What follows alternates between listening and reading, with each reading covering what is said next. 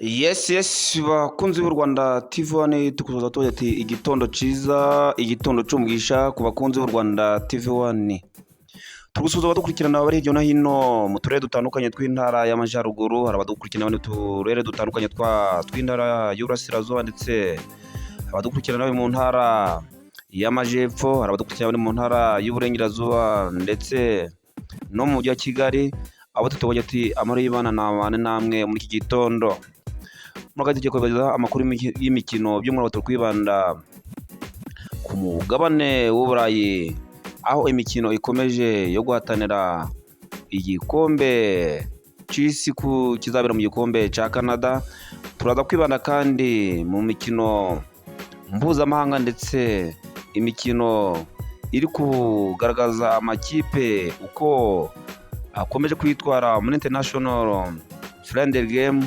Imikino akaba yakomeje, turaza kubivugaho, turaza kuva no kuri elo uburyo yarayibaye ku mugabane w'Uburayi mu batanije imyaka 21. Uko twabibabwiye rero, mukomeze mudukore subscribe, share ndetse na comment kugira ngo u Rwanda TV1 rukomeze kwaguka.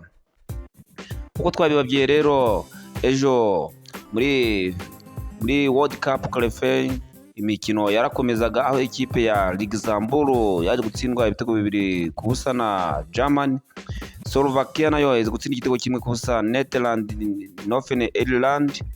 Muri hari mu tsinda ya mbere, mu tsinda G, Finland yaje gutsinda igitego 1-0 na Malta. Poland nayo inganya igitego 1-1 na Netherlands. Mu tsinda rya L, Croatia yatsinda ibitego 3-0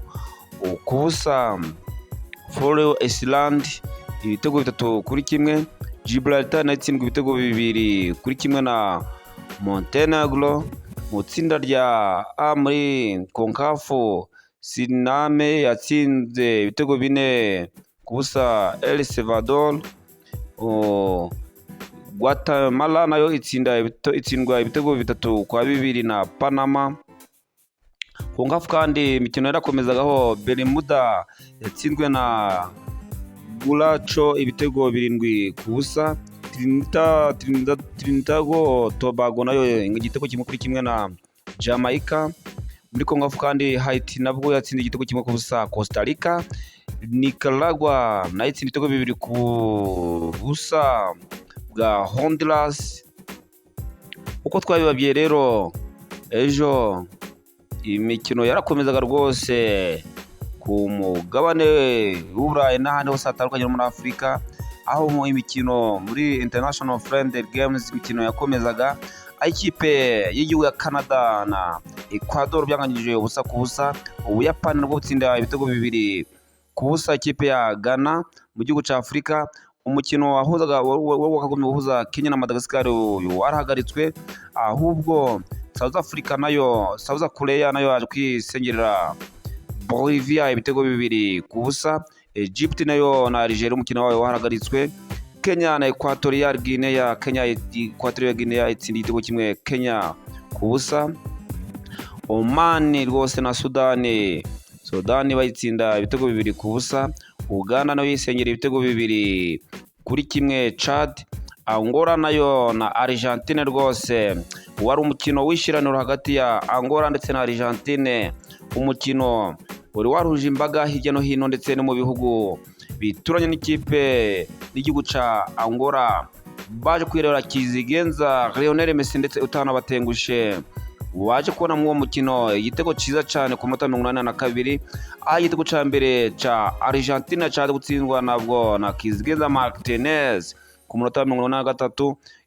Kizigenza kabuhariwe Lionel Messi rwose ndasimburwa nawe akaba yatsinze igitego ciza cyane ku minota 82, gitsinda ikipe y'igihugu ya Angola. Ikipe ya Argentine ikaba yatahanye ibyishimo, nubwo abanyangora ba Argentine yabashe kubatsinda, nabo bakaba basigaranye ibyishimo byinshi cyane kubera yuko bose babashe kubona Kizigenza Lionel Messi rwose hari abatari bakamubonye amaso ku maso. Sitade rwose yo murangure ikaba yuzuye kakubita no hejuru, ndetse bagashira n'amayekara hanze cyane kugira ngo birebere Kizigenza Lionel Messi, aho umukino rwose yakomeje muri friendly games, ikipe ya Cameroon rwose naje gutsinda igitego kimwe. Namibia, Uzbekistan nayo itsinda ibitego 2 ku busa ikipe ya Egypt. Ikipe ya Saudi Arabia nayo itsinda igitego kimwe ku busa Ivory Coast. Tunisia nayo itsinda ibitego 3-2 ikipe ya Jordan. Burkina Faso rwose ikipe ikomeje kwitwara neza cyane muri Afrika, nayo yaje kwisengera ikipe ya Nigeria itsinda ibitego 3-2. Morocco nayo na Mozambique rwose Morocco iza gutsinda igitego kimwe ku busa Mozambique. Akaba ariho rwose amakipe yakomeje kugenda yitwara neza ku mugabane rwose zitandukanye hirya no hino, haba muri Afrika, muri Aziya ndetse no ku mugabane w'Uburayi. Imikino yahuje amakipe yakomeje rwose kugenda ashimisha ndetse n'abafana bayo amwe namwe. Uko twabibabwiye rero, uyu munsi nyuma yo gukina imikino ya gicuti, uyu munsi rwose nabwo imikino rwose irakomeza gukomeza hirya no hino ku isi, kugira ngo ibihugu bikomeze kwitegura imikino mpuzamahanga, imikino bitegereje kugira ngo birebe ukuntu rwose byashimisha abafana babo, aho amakipe rwose yakomeje kugenda yitegura amwe namwe kuzaja mu gikombe cy'isi, andi akaja mu gikombe cy'Afrika, andi akaba nubwo nta kintu ahatanira, akaba ari kugira ngo arebe nk'ukuntu yakitoza. Urugero nk'ikipe y'igihugu y'u Rwanda ikaba yarahamagawe, ariko ikaba rwose nta mukino ufite n'umwe, aho kugira ngo rwose bagere igihe cyo gukina batarategura imikino, ahubwo ikipe y'igihugu y'u Rwanda yo Amavubi ikaba yarahamagawe, ariko akaba yitegura kugira ngo nayo igende rwose ireba uburyo yazagera kumza kwitegura igikombe cy'Afrika. Ubwo mu bikombe byose biri guhatarirwa ikipe y'igihugu y'u Rwanda rwose yavuyemo, yo ikaba ntaco ihatanira, nta nico ikomeza, ahubwo ikipe z'igihugu za Uganda n'izindi zitandukanye hirya no hino, akaba ari amakipe yakomeje kwitegurayo, kubera yuko hari uburyo akomeje kugenda ahatana.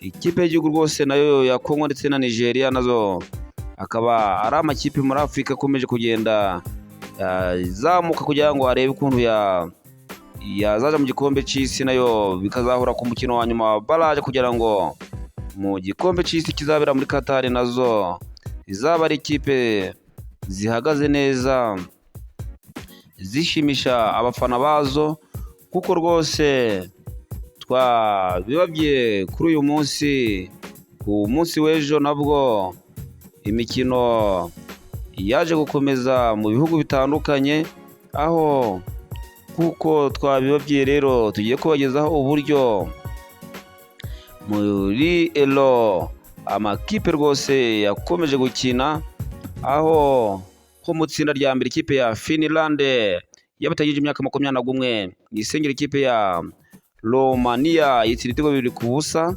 Ikipe ya Chypre rwose nayo yaje gutsindwa ibitego 4-0 na Kosovo iwayo.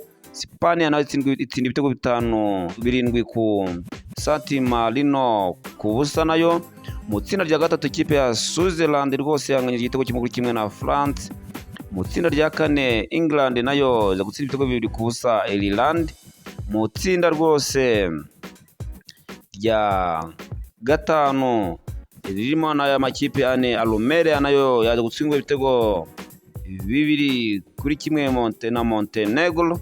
Mu tsinda rya gatandatu Ubugereki rwose bwaje kwisengera Georgia ibitego 3-0. Germany nayo itsinda ibitego 6-0 Malta. Mu tsinda rya G Netherlands nayo yatsinze ibitego 2-0 bwa Slovenia. Israel nayo yatsindwa ibitego 3 na Norway ibitego 3-0. Mu tsinda H ikipe ya Turkiya yaje gutsinda igitego 1-0 igihugu cya Ukraine. Itsinda I ikipe ya Belarus nayo yatsinze ibitego 3-0 Wales. Australia nayo yatsinze igitego 1-0 Belgium. Nshuti bakunzi b'u Rwanda TV1 rero uyu munsi nabwo imikino ya Quatu stage nayo international yarakomezaga mu matariki y'imyaka 17 aho ikipe ya Portugal yaje gutsinda ibitego 2-1 Belgium.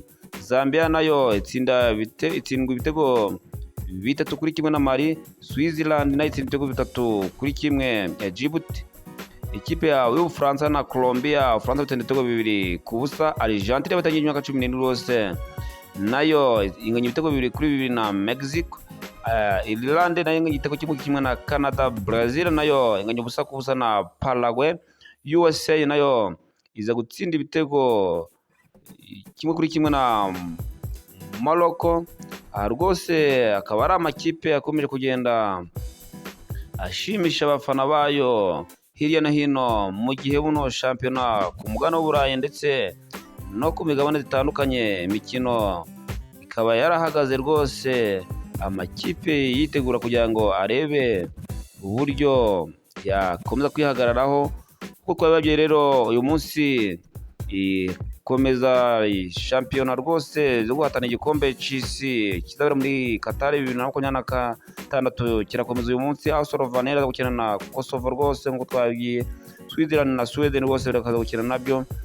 Mu tsinda rya gatatu Denmark na Belarus, Ubugereki na Scotland nabyo biza gukina. Mu tsinda rya E, Georgia na Spain nabyo biza gukina. Turkiya na Belgium nabyo biza gukina. Chypre mu tsinda rya H na Australia. Bosnia and Herzegovina nayo yagukina na Romania. Muri UEFA qualification nayo Kazakhstan nayo Belgium, Liechtenstein nayo yagukina na Wales.